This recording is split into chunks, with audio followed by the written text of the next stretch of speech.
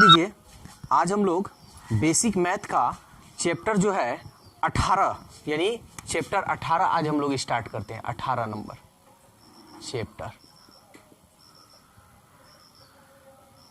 Chapter 18 है। इस chapter का जो नाम है HCF, ठीक है। ये बेसिक मैथ का ये है जी, बेसिक मैथ्स का जो चैप्टर हम लोग स्टार्ट कर रहे हैं 18 है, और ये जो चैप्टर का नाम है HCF है। इसको हम इंग्लिश में हाईएस्ट कॉमन फैक्टर कहते हैं, शॉर्टकट में हम लोग HCF कहते हैं, और इसको हिंदी में हम लोग बोलते हैं शॉर्टकट में MSA, जिसको हम इसका पूरा नाम जो है यानी पूरा नाम है महत्तम समापवर्तक। ये आज हम लोग चैप्टर स्टार्ट करने जा रहे हैं, ठीक है। तो बेसिक मैथ का ये 18 नंबर चैप्टर है।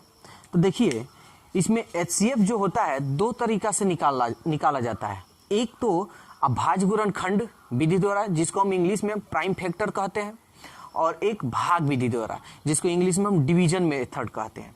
तो सबसे पहले आज हम लोग अभाज्य गुणनखंड विधि द्वारा MSA निकालना सीखेंगे। तो हम लिखते हैं अभाज्य गुणनखंड विधि से MSA या HCF ज्ञात करें। ध्यान से एकदम समझिएगा, आज आप लोगों को HCF निकालना 100% आ जाएगा। हाँ, अगर आप इसके पहले नहीं पढ़े हैं, यानी चैप्टर 17, 17, 16, 15, 14, 13 ये सब शुरू से नहीं पढ़े हैं, तो आपको हो सकता है थोड़ा मोड़ा दिक्कत हो, क्योंकि पीछे हम बहुत सारा चीज इसमें कुछ बेसिक कंसेप्ट हम आप लोगों को बता चुके हैं। तो देखिए, क्वेश्चन नंबर 1 हम लेते हैं। 1, 4 और 6, ठीक है ना। यानी अभाज्य गुणनखंड विधि से MSA ज्ञात करना है, यानी HCF ज्ञात करना है। तो कैसे हम लोग अभाज्य गुणनखंड विधि से ज्ञात करेंगे? तो अभाज्य गुणनखंड यानी अभाज्य संख्या किसे कहते हैं, ये सबसे पहले जानिए। अभाज्य संख्या हम उसे कहेंगे जो स्वयं से कटे, किसी अन्य संख्या से ना कटे। एक और डिफिनेशन आप कह सकते हैं कि जिस संख्या का गुणनखंड मात्र 2 हो, यानी 2 यानी एक होगा और एक स्वयं होगा। जैसे मान लीजिए हम बोले 2, 3, 4, 5, 6 बस। अब अगर हम बोले कि बताइए क्या 2 अभाज्य संख्या है, तो आप कैसे बताइएगा कि हाँ या ना? तो देखिए, 2 अभाज्य संख्या है। क्यों है? क्योंकि देखिए 2 किसी अन्य संख्या से नहीं कटेगा, स्वयं से ही कटेगा।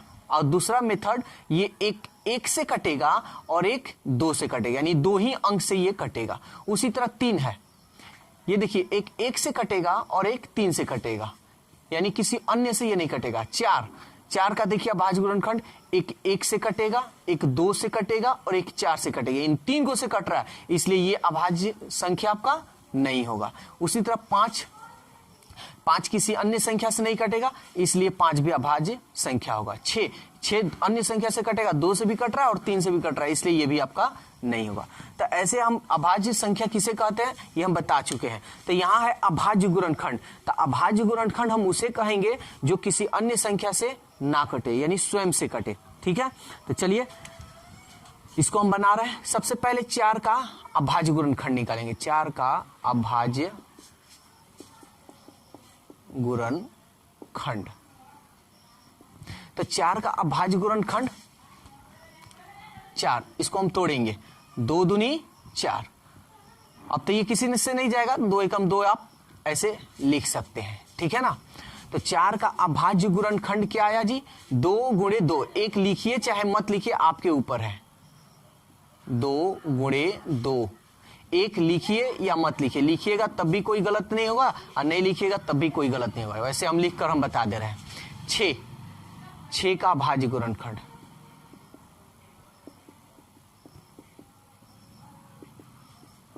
6 को आप तोड़िएगा, 2 तिहाई 6, 3 एकम 3, तो 2 गुणे 3 गुणे 1, 1 लिखिए या मत लिखिए, कोई अंतर नहीं होने वाला है।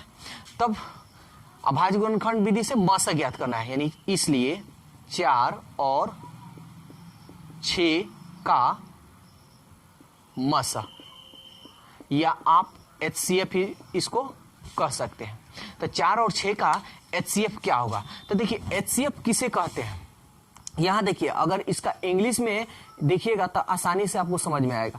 हाईएस्ट, हाईएस्ट मतलब सबसे ज्यादा, कॉमन मतलब दोनों में या तीनों में या चारों में जितना अंक दिया है उसमें फैक्टर, यानी फैक्टर मतलब उसका गुणनखंड। यानी कहने का मतलब HCF हम उसको कहेंगे, यहां 2 संख्या है तो दोनों संख्या में मिलना चाहिए, यानी दोनों संख्या में जो मिलेगा वही आपका क्या होगा?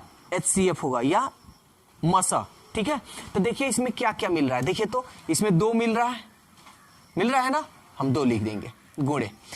2 है क्या इसमें? नहीं है, अब नहीं ना है जी, ये तो मिल गया है। 1 इसमें है, 1 देखिए 1 भी मिल रहा है, 1 तो सब में मिलेगा तो वो आम बात है, तो 1 आप लिख सकते हैं। अब इस 2 में 1 से गुना कर लीजिए, 2 एकम 2। ठीक है, तो ये था आपका अभाज्य गुणनखंड विधि से HCF निकालना। चलिए क्वेश्चन नंबर 2 देखते हैं। देखिए इसका भी मसा निकालना है, जैसे इसके पहले 2 था तो 2 को निकालना तो हम लोग सीख गए हैं, अब 3 रहेगा तो इसको कैसे निकालेंगे? अभाज्य गुणनखंड विधि।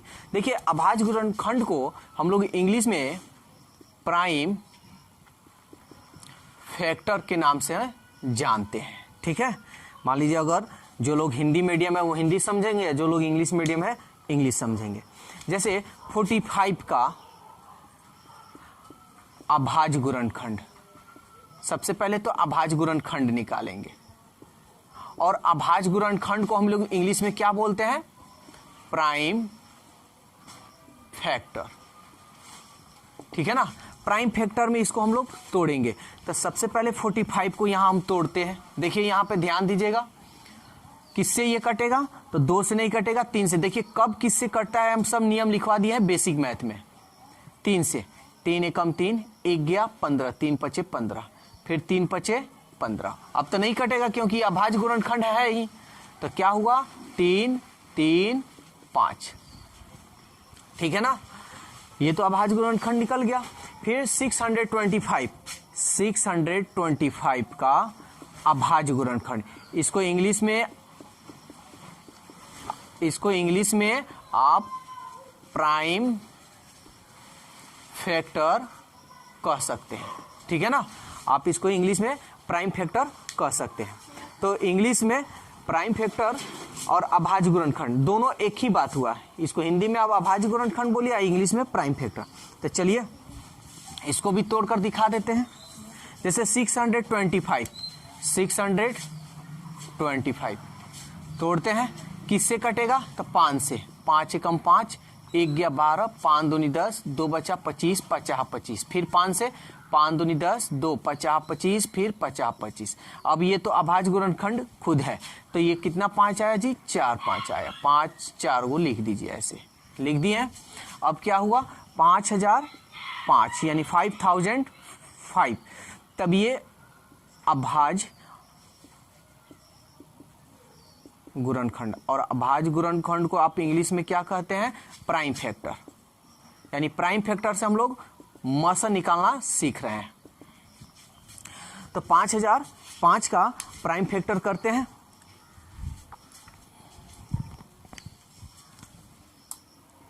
$5005 किससे कटेगा? तो 5 से। 5 एकम 5, 0 0, 5 एकम 5। अब कटेगा तो ये 1 और ये 1, यानी 11 से ये कटेगा। 11 9 99, कितना बचा? 1 1 गया 11 एकम 11। ठीक है, फिर ये कटेगा, किससे कटेगा? 7 से भी कट सकता है। 7 एकम 7, 2 7 त्रिक 21। ठीक है, ये अभाज्य गुणनखंड है, यानी अभाज्य संख्या है। तो ये अभाज्य जब संख्या है तब इसको कटाने की जरूरत है ही नहीं, और ये कटेगा भी नहीं। तो हम इसको सजा कर लिखेंगे। सबसे छोटा कौन है जी? 5 है, उसके बाद 7 है, उसके बाद 11 है, उसके बाद 13 है। बस 3 संख्या था, 3 संख्या हम निकाल लिए।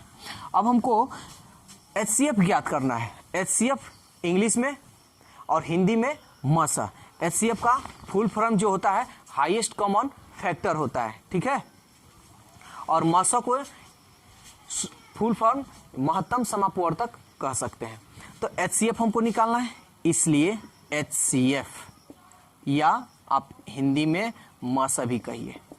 तो आपको हम बताए हैं कि कॉमन मतलब सब में जो मिलेगा वही आपका HCF होगा। ये नहीं कि 2 गो में मिल गया और इसमें नहीं मिला तो आप लिख दीजिए, नहीं, तीन गो है, यहाँ पे 3 संख्या है तो तीनों में मिलना चाहिए। चलिए देखते हैं, 3 है, नहीं है। जब इसमें नहीं है ना तब इसमें मिलाने की जरूरत नहीं है, छोड़ देंगे।